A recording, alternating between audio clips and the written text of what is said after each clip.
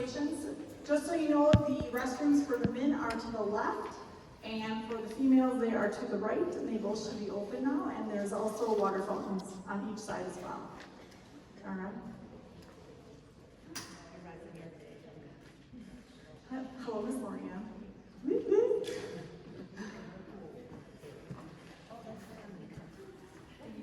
All right, it's so good to see everyone in the audience today, and I was mentioning I love seeing everybody in their warm fall clothes and sipping on your warm or cold fall drinks. We were just saying that, talk about a way to calm ourselves. Sometimes just that first sip, I don't know about you, but if I get my latte and I get it with coconut milk and then something about it, I just take a drink and all of a sudden all my worries melt right away. Melt right away. All right, Thomas is in the back. You can go ahead and give me the next slide. So I just want to say welcome. Thank you so much for being here. You guys do so much for our school, and it's so wonderful to be all together with you. You truly are the nuts and the bolts that keep this school together. You are our front line. You are the behind the scenes. You do all the things that make school run and work for all of us to be together and back in our seats. Woo-hoo! So who am I? I am Jessica Stickle. Some of you guys know me. I've been with PUSD for about 7 years now. I can't believe that. It's been wonderful. It just flies by. I'm originally from Wisconsin, so if you're trying to guess where my accent is from, I am a big-time Packer fan, and I heard we won last night. So go back, go. And why I love education and why I stand up here to talk to you about these certain topics is because when I was in school, I had teachers and helpers and support staff just like you that made me feel safe, and it made all of the difference. And so it is a passion for me to talk to people and help us remember how we can be our best selves. And this is one of the topics that helps us feel better and be better so that when we are interacting with kids or adults or our own family members, we can keep our calm and carry on. And so to the left, you will see my own crew. So my role here at PUSD, I'm a student success coach. I work here at the high school. And I get to bring kids in and I get to talk to them about what's important to them, what are their dreams, what are their goals, what are the skills that they want to continue to get better at. I do that through one-on-one. I also get to do small groups, which is so exciting and definitely something I love, love, love doing. And then when I'm not practicing here at work, I go home and I have a 2-year-old, a 4-year-old, and a 6-year-old, all boys. And so they definitely keep me on my feet. And they definitely give me lots of reasons to remember to de-escalate and stay calm. And they are always giving me new material and new stories to use. So we have Avery is my oldest, he's 6, and I have Hudson who's 4, and Easton is almost into those terrible 2s. So right now, his main job is to destroy any spot in the house that is actually clean. Yep, we know what that feels like, right? Anybody who has had kids of their own or seen those children, that is their main job. But what really works with them and the students is always just creating this safe space, a space where they can feel comfortable, where they can feel accepted. And when we can create that space for kids or adults, we really are giving them a gift and we're giving ourselves a gift, because then we're getting to know them on an even better, greater level. All right? So what is our why? You heard a little bit about my why, but what is our why as a school district, and why is this topic important? Well, it's so important because we have to really recognize and refresh ourselves. We've all gone through something pretty big, and some of us are still going through that depending on how COVID has affected us personally in our lives. We know that it's changed the way that we do work, it's changed the way we do our daily lives, it's changed the way we interact, and whether or not we feel safe or not. And it might have even changed our family dynamics or our friend dynamics, because maybe somebody we know dear has passed because of this. So we need to take a moment and we need to recognize we are all in this together. And how do we stay calm and connected through COVID instead of feeling tense or in conflict with one another?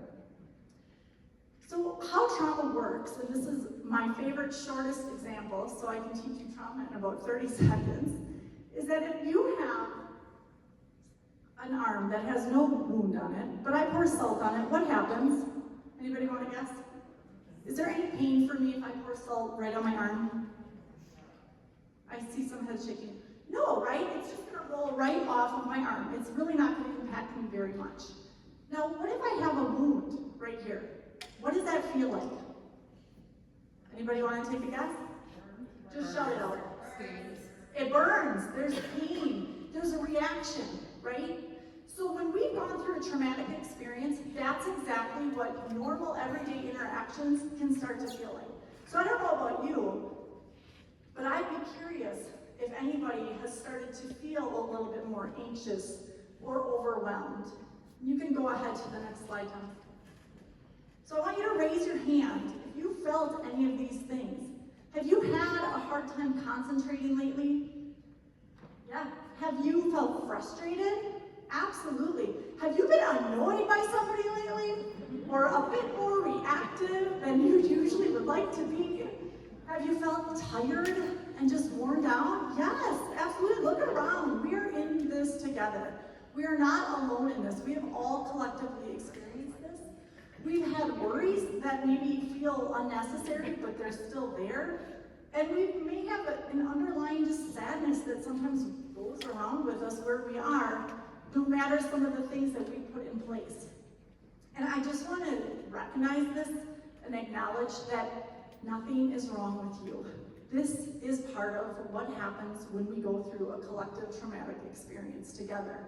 And so just knowing that, I hope can create a sense of calm and confidence as you move through your day to know that we are in this together and that it's okay to feel those things.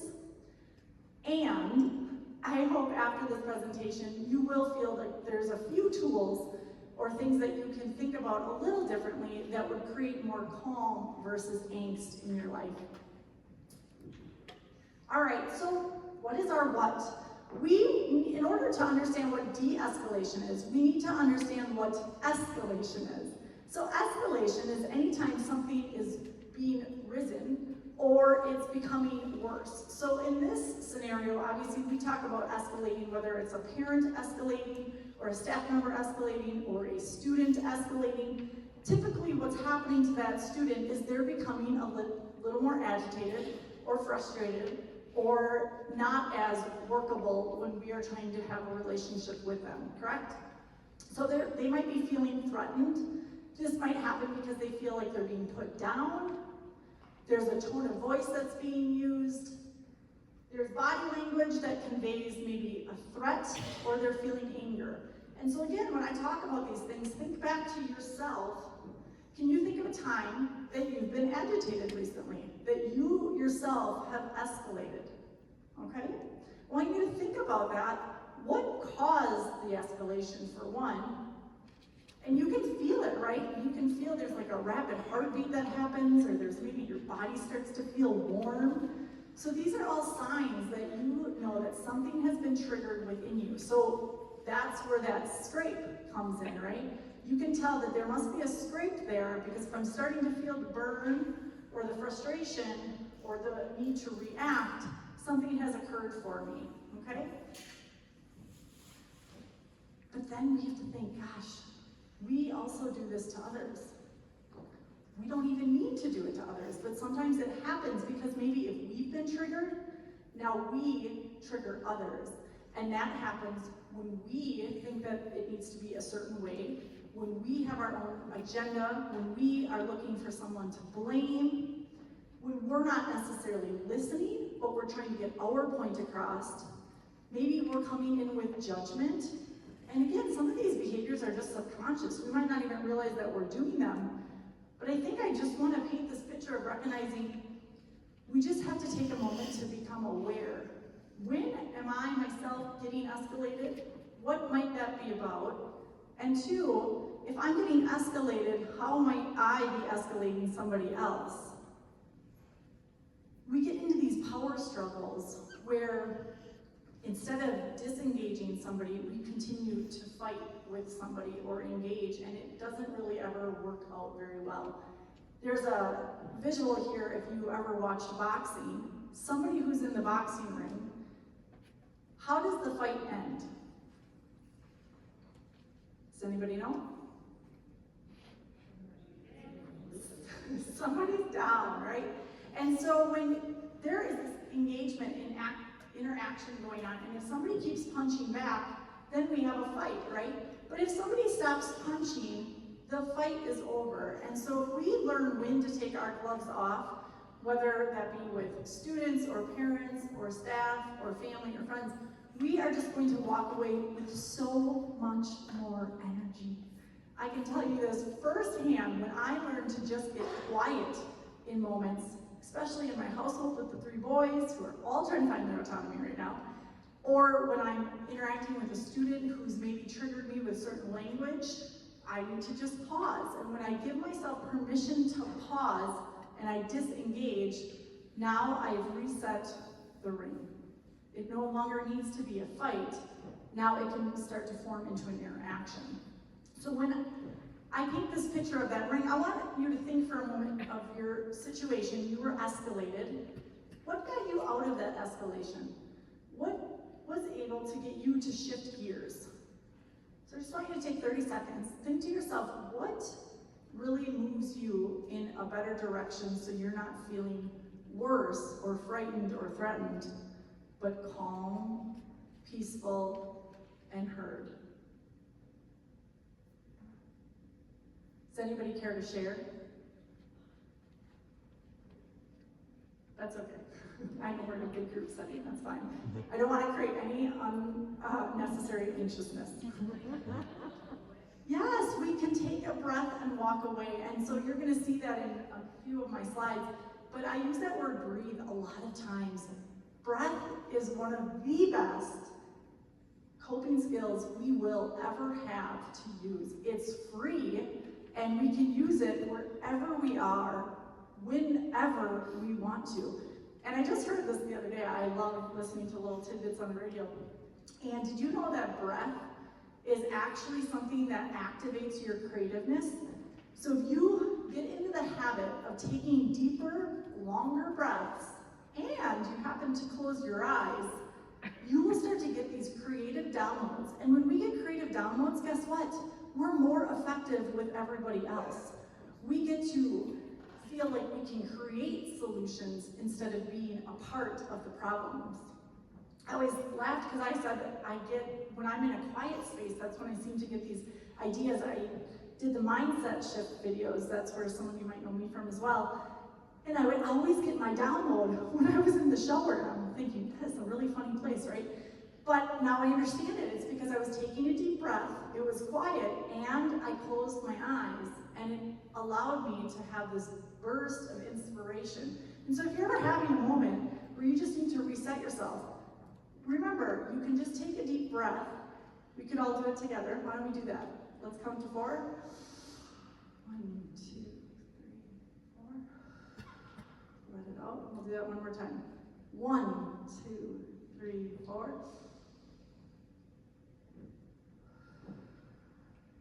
That big belly breathing, right? What a gift that can be to us. And again, we can utilize that whenever we need it. It gives us energy, and it gives us fresh, positive perspective.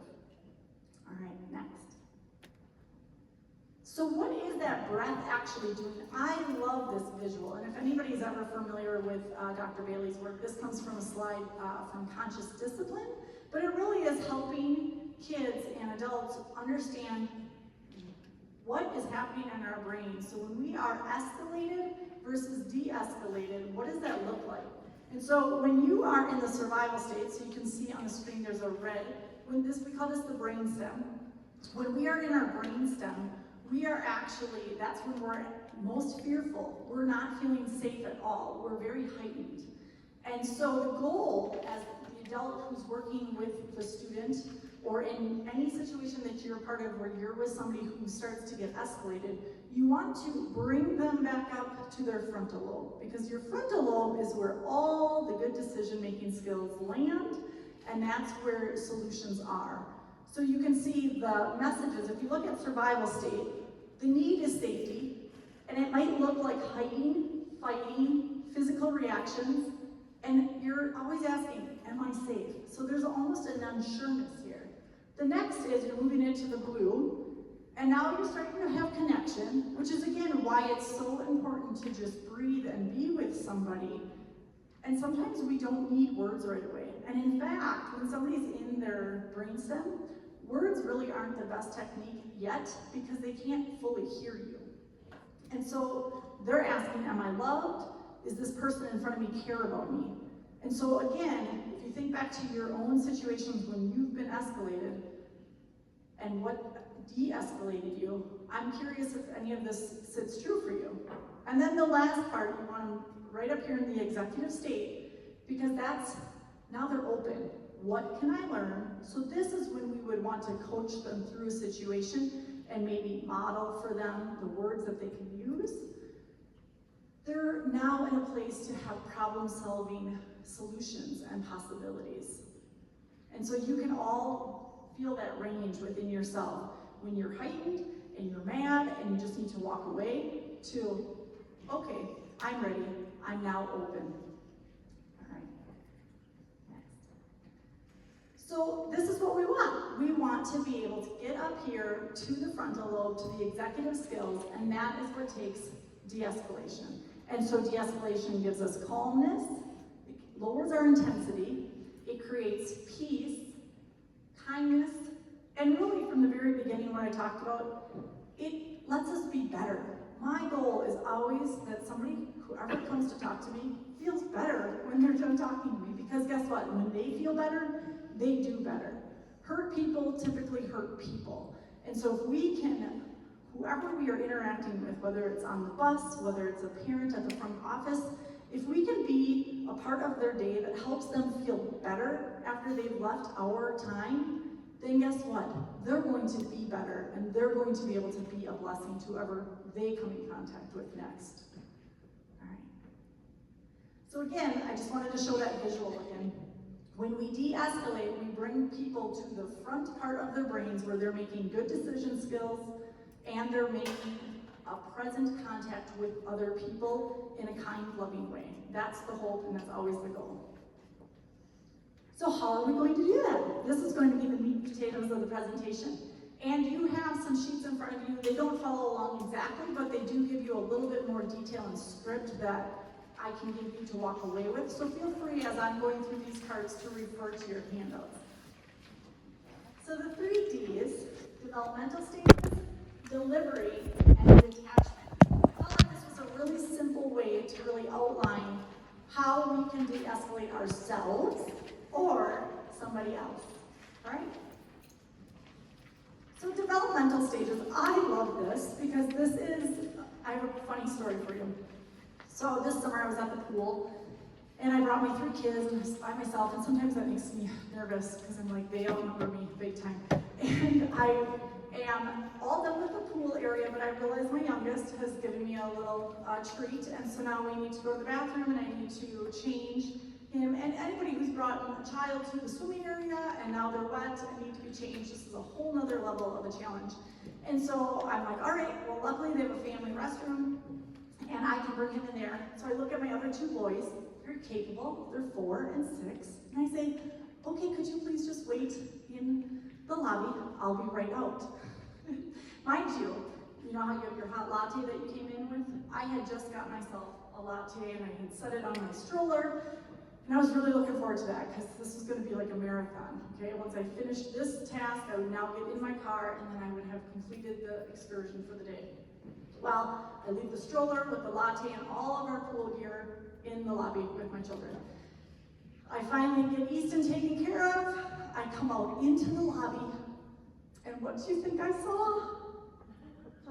My entire stroller was tipped over. My latte is all over the floor. And my kids are looking at me like with big, and they're trying their hardest to pick up things. And my look on my face must have been a bit of shock, just because at this point I had already been very tired from the day's excursion. And this lovely lady comes out and says to me, oh, honey, this is just so developmentally appropriate. And I thought, thank you. Thank you for that reminder. You're right. You are right. This is developmentally appropriate. What was I thinking? And anyway, it made me chuckle. And I think in this scenario, we just need to remember who our audience is. Who are we working with, right? When we're working with kids, what are kids' jobs? Their jobs are to learn skills. We are the adults who need to practice those skills and model those skills for these kids. And sometimes we come into a situation and we just want them to know better. We just want them to do better, right? Can you raise your hand? Have you ever walked into a scenario with your own kids or with anybody at work where you're like, I just wish they would do better? Yeah, right? Well, the thing is, when we always expect something that might not be realistic for them, we need to recognize that we're only going to set ourselves and them up for failure. So another fun little story is to recognize if I'm walking into a shoe store, but I'm looking for kiwis, who's the one in trouble there? Me. I'm going into a shoe store looking for kiwis and I'm mad that they don't have kiwis. Okay, so sometimes when we're walking into our campuses and we're expecting certain kids or adults to be a different way, but maybe we already know who this person is right now, it's that part of acceptance is so huge. And then also knowing that it can shift and change, but we need to accept the reality of what is right in front of us right now. And so on the screen, I just gave us some reminders of what are the things that kids are working through right now on any different given level. So elementary and middle, they're learning how to have empathy. So when you can model empathy for them, that is such a gift.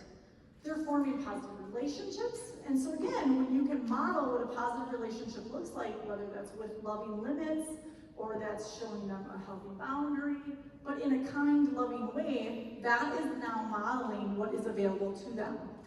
They're struggling with impulsivity. I mean, this is normal for them, and so it's not something we need to get upset with, but it's something we need to know how to handle when we're with them. They're trying to become resilient, and what creates resiliency is repetition. They have to work through these seasons and stages in order to get to the next level, okay? And so in high school, now they're hopefully getting ready to take ownership of their behavior and their relationships that they're having, and their learning and their accountability. All these things are coming. And in the midst of that, they're also starting to feel this social pressure, though, that can be overwhelming to them. Again, if you've ever felt pressure, what happens to you? Are you your best self when you're under pressure? Sometimes not, right? Because we start to have those physical reactions and we start to have a shorter fuse. And now we feel stressed and then we become reactive. So this is really just an invitation to just pause and check in with ourselves sometimes to realize if we're starting to become too reactive, again, what might be going on and what is a need that I have that I need to meet. And so again, they're thinking about failure, like either I'm failing currently or what am I doing next? I don't even know what my future looks like. And then I think it's really super important that we acknowledge the fact that the past 2 years have been a bit different for everybody. And so we come at this very differently. We don't know if everybody's at the same estimated level of these developmental needs because they've had different exposure and different experiences.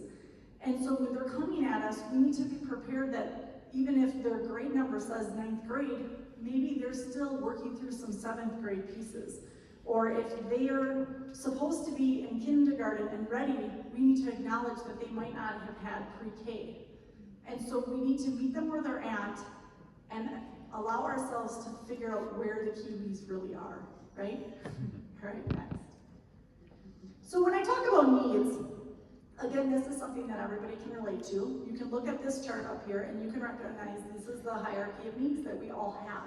And when we aren't meeting certain needs, we cannot get to the place of feeling our best or being our best. And so we need to make sure our psychological needs are met, our safety needs are met, we are feeling loved, we have a place of belonging, we are capable. Esteem is all about, do I feel competent to do what's in front of me?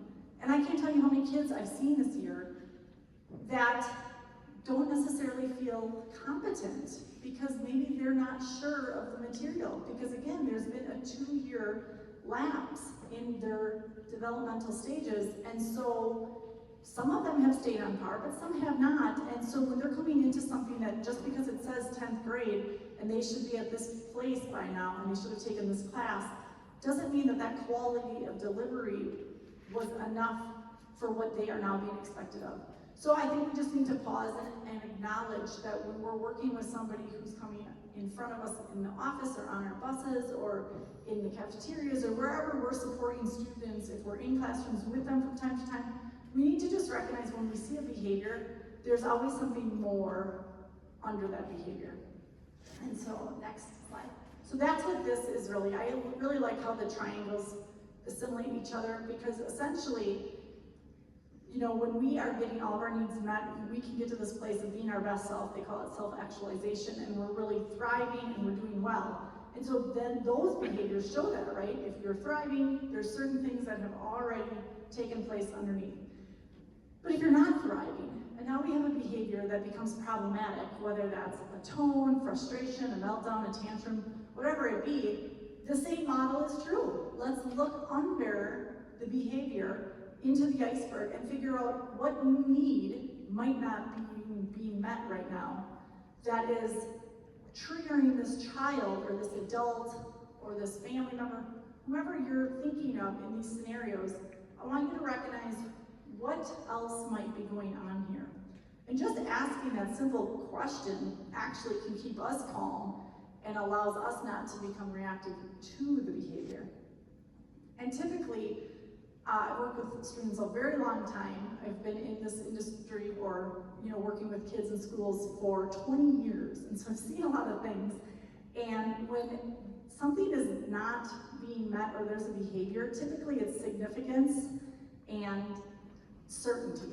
And again, we are living in a time where we're getting a little bit more certainty now, but we're still struggling at times with knowing what is next. How do we proceed? There's always new information coming at us. And so if we're having an overload of information, that's going to set us off. And if we're not feeling significant, which means if we're not feeling seen or heard, then there might be a reaction, right? And again, sometimes these reactions are subconscious and people don't even realize that they're doing them. You know, getting feedback about a tone. We all talk a certain way, and I'll get into this a little bit more in detail.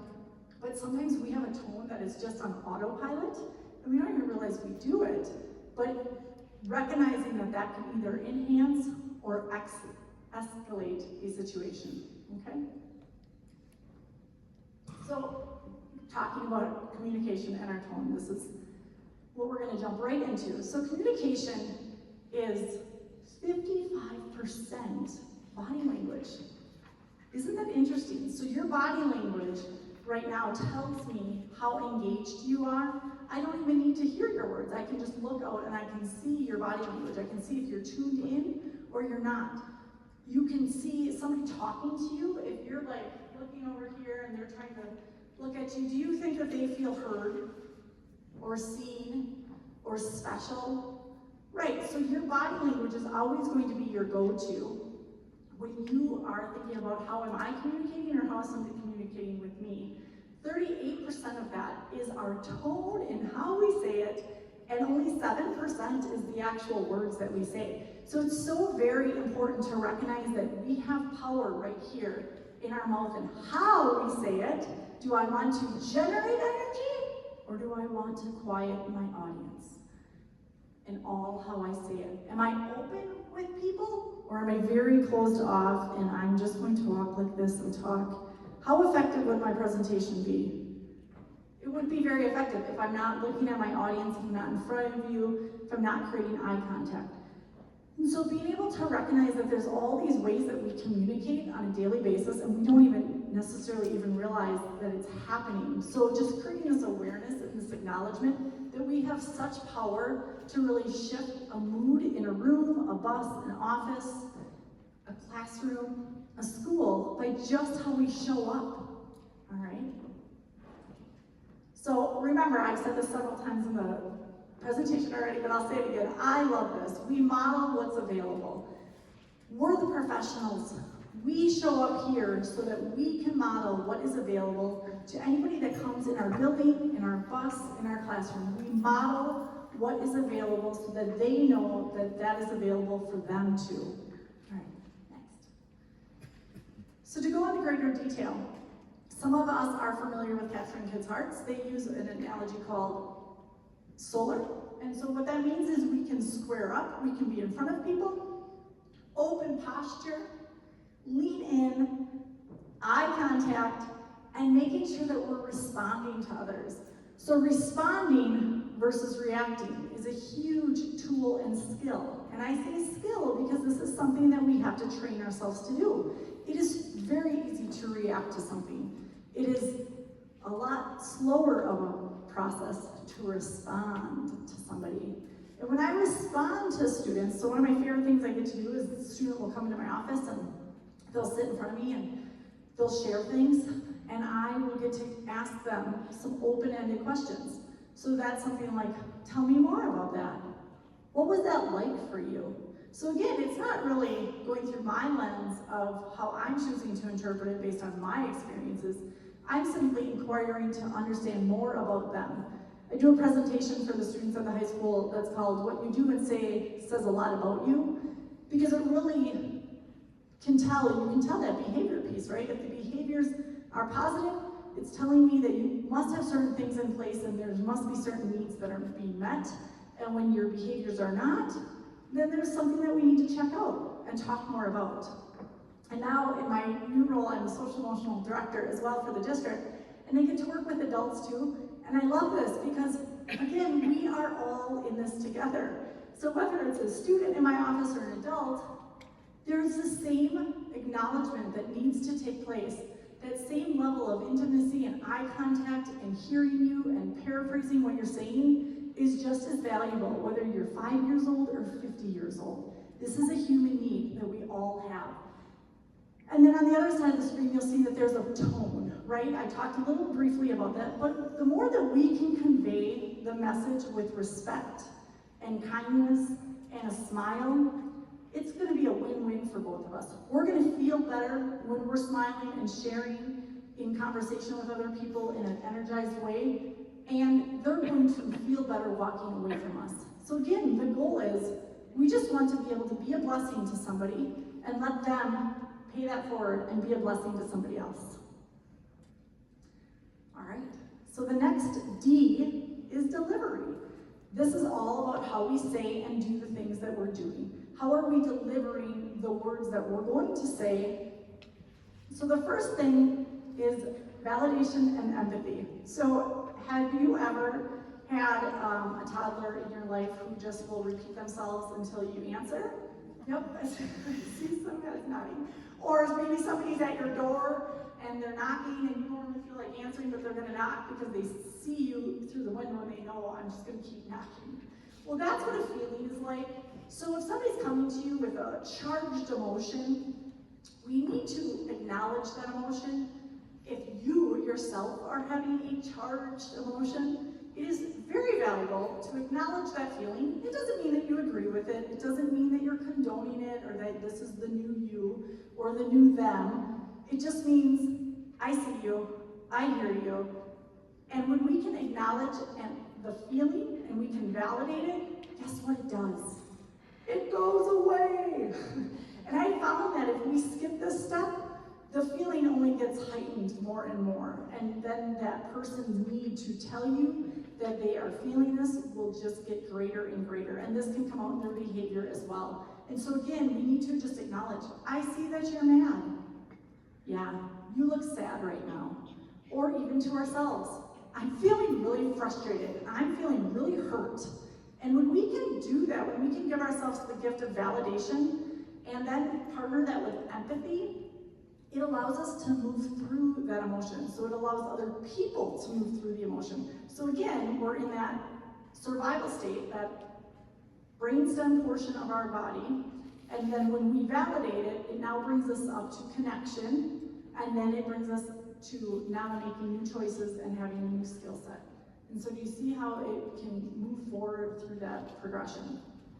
Okay, the next piece is enforceable statements. This is what's on your handout, so you'll have some examples of that, we have a sheet that's, Love and Logic gives a whole free handout on this. I love that program as well. They give you a ton of tools, and again, these are obviously stated for a classroom, but you can see the pattern in these statements, and you're going to be able to apply them to whatever position that you are in. And because it's really about learning what you are going to tolerate, and then stating that in a clear manner and a respectful manner, and then following through with that. I always ask, whose job is it to follow through with the boundary? Oh, Ms. Lorianne, she knows this very well. We can state all day long what we want from people, but it will always be our job to follow through with that boundary. And when we do that, we actually feel more confident and competent in that situation as well. And so again, we can get upset if somebody's not going to follow our boundary, but we can either become a broken record, so that's another strategy. So when we state clearly what we need to happen. So in your handout, you'll see some examples like, for example, instead of saying turn to page 54, somebody says, I'm going to be working from page 54. Do you hear the difference? So if we have an enforceable statement, you simply are reporting what you will be doing and what you're comfortable with. Because what starts to escalate is when we start to feel pushed or pulled in a way that we are feeling uncomfortable. And when that happens, we need to take a step back and we need to resit and revisit what we can control. And so all enforceable statements are stating what you can control and then giving that direction in a clear, respectful manner. Next piece is choices. And so, well, before I move on to choices, again, that enforceable statement, really what that is that boundary becomes a blessing for our brain. We all crave clarity, and so without that, we feel frazzled. And so sometimes if we have too many choices, like I heard people come in and, oh my gosh, there's a lot of chairs to sit in. Where do I sit? And maybe it would have been more helpful if I said, everybody needs to sit right in the middle. It would have given you a little bit more direction. So at times, people just need that direction because then they will feel more clear and confident moving forward. So the next piece is choices. This is another excellent tool. And again, choices are really just giving you, it's empowering language, and it allows you to state what you're comfortable again. So for example, if we're talking